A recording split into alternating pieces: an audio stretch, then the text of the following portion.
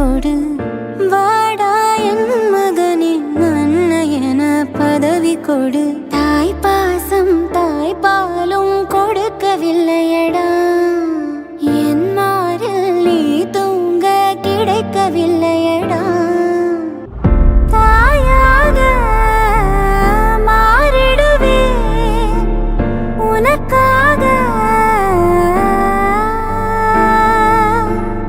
நம்ம பசங்க என்னமா வளர்ந்துட்டாங்கல்லன்னு அக்கா அர்ச்சனாவும் தங்கச்சி அனிதாவும் பயங்கரமா உட்காந்து ஃபீல் பண்றாங்க. The grass is always green on the other side அப்படின்னு ஒரு கோட் இருக்கும். அதாங்க நம்ம தமிழ்ல கூட சொல்லுவோம்ல, இக்கரைக்கு அக்கறை பச்சைன்னு. அதுதான், அதாவது நம்ம நினைப்போம் மற்றவங்களோட லைஃபை பார்த்துட்டு சே அவங்க சோ லக்கியில அப்படின்னு சொல்லி. அதே மாதிரி தாங்க அவங்களும் நம்மளோட லைஃபை பார்த்துட்டு நினைப்பாங்க.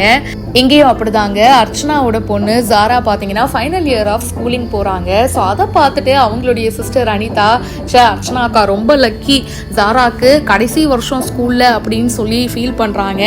இன்னொரு பக்கம் அர்ச்சனா அனிதாவோட பையன் ஃபர்ஸ்ட் இயர் ஆஃப் ஸ்கூலுக்கு போறாரு.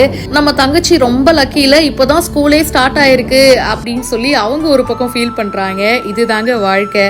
என்னதான் இந்த மாதிரிலாம் ஃபீல் பண்ணாலும் ஒருத்தருக்கு ஒருத்தர் எப்பவுமே சப்போர்ட்டா இருப்போம் அப்படின்னு சொல்லி அனிதா ஷேர் பண்ணியிருக்காங்க.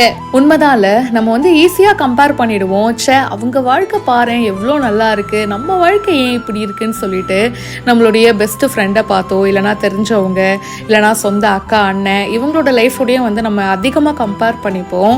ஆனால் அதெல்லாம் தாண்டி அவங்களும் நம்மளுடைய லைஃப்பை பார்த்துட்டு அதே மாதிரி நினைக்கலாம். ஸோ நம்மக்கிட்ட என்ன இருக்கோ அதுக்கு நம்ம ரொம்பவே கிரேட்ஃபுல்லாக இருக்கணும், பிளெஸ்டா ஃபீல் பண்ணணும். இந்த வீடியோ பத்தின உங்களுடைய கருத்துக்களை ஷேர் பண்ணுங்க. மேலும் பல இன்ட்ரெஸ்டிங்கான விஷயங்கள் பிஹைண்ட் ரூட்ஸ்ல வந்துட்டே இருக்கு. இப்பவே ஃபாலோ பண்ணுங்க.